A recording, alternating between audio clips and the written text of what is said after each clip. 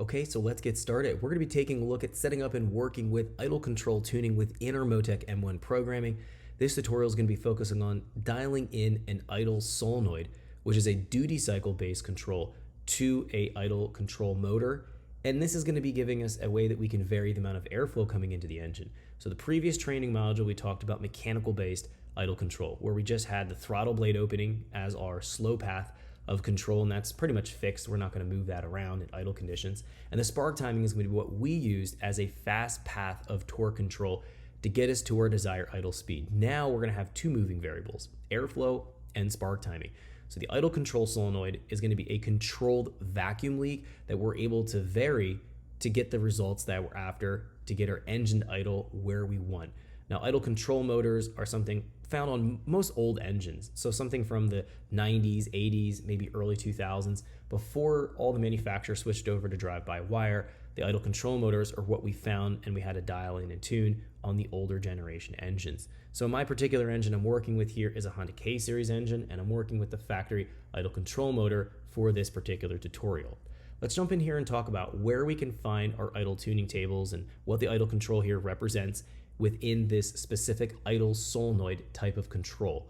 So we're going to move here from our fuel tuning page and jump over here into our idle tuning page. Now in here we find everything we need to adjust all the idle tables and parameters, as well as our programming conditions here. We also have our time plot and our specific idle channels that'll tell us exactly what's going on, so we can evaluate what it's doing and then make subsequent changes based on what we're finding here in terms of the engine's performance in the idle conditions.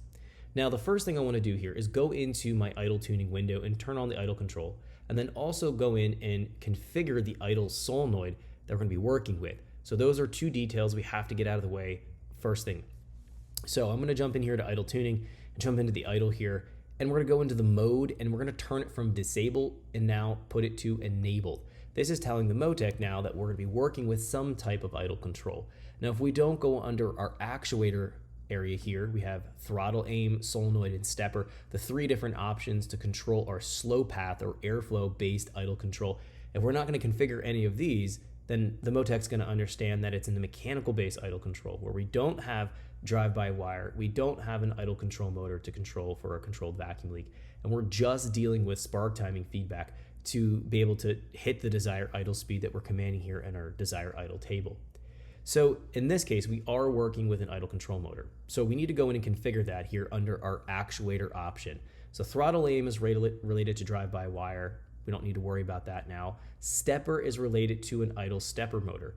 Now the stepper motor will differ between the solenoid type of motor here, because it's going to be a different type of control. In the stepper motor, we typically have 4 wires to control a stepper motor, and it's going to move a screw mechanism essentially in and out.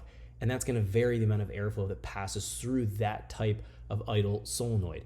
With a idle solenoid option here, this is a duty cycle based control. So the stepper is moving the essentially a motor either in or out, creating a vacuum leak. The solenoid will be pulsing an idle control motor and then varying the valve travel to vary how much airflow we're bypassing past the throttle plate. You can think of these options, a solenoid or a stepper, essentially as a controlled vacuum leak that allows us to bypass a certain amount of airflow past the throttle plate, where in the drive-by-wire idle control, we're dealing with the throttle plate opening directly. Now, drive-by-wire is the best option for idle control in general, but if we don't have that fitted to our engine, we have to work with what we have. So in this case, I am working with a solenoid option here, and I need to configure these details. Now, when we're wiring and setting up an idle control solenoid, the Motec is going to be assuming that you're controlling it in a low side format. So in our drop down here, we can go ahead and select a half bridge output. Those are able to support both low and high side. Normally we can configure and tell the Motec that we want to control in a high side or low side. When we're dealing with the idle control solenoid, it's assuming that it's sending a low side pulse. So even if you choose a half bridge and you intend on trying to run your idle solenoid in a high side type of format, it's not going to work. We want to be able to select low side. So whether you select a half bridge or a low side specific output, we'll be having one wire going to our idle solenoid, that's our power. The other wire, our control wire, is going to go to one of our assigned outputs. I've happened to assign mine to my ignition 7 low side. Now the test allows you to test the functionality of the solenoid. I'm not going to do that, but it does allow you to confirm that the solenoid number 1 works and your wiring is also correct. Going here, we have a minimum and maximum duty cycle. Now this is going to be specific to the solenoid that we're dealing with. Generally, we'll find that it's going to be between 0 to 100%, where 0% duty cycle will have no pulsing to the solenoid and the valve will be fully closed, so we're not going to have any controlled vacuum leak. 100% represents the valve fully open, the maximum amount of airflow bypassing the throttle plate, the highest amount of airflow contribution we can get through the idle solenoid. So the range that we typically find here are 0 to 100%, but some idle control solenoids, such as found on a Miata for example, they're going to have a dead band between about 0 to 15%.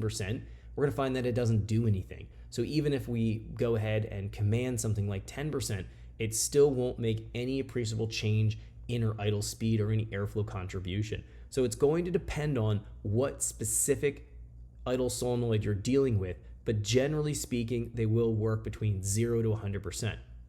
Now the frequency here is going to be something we also have to worry about. This is how many pulses per second we're sending the solenoid. Different solenoid motors will respond to different frequencies, and this is going to be something specific, so it's something we can't really just make up out of the blue. It has to be something that we know or that we can determine. Now the frequency in my case... Thanks for checking out our teaser clip. If you want to see the rest of this video and more than 500 hours of current EFI training we have to offer, make sure you click right here. If you want to go and check out more teaser clips from this training course, click here, and you don't want to miss any of the videos we're going to be releasing on this channel, so make sure you subscribe and click here. Thanks for watching, and I'll see you guys later.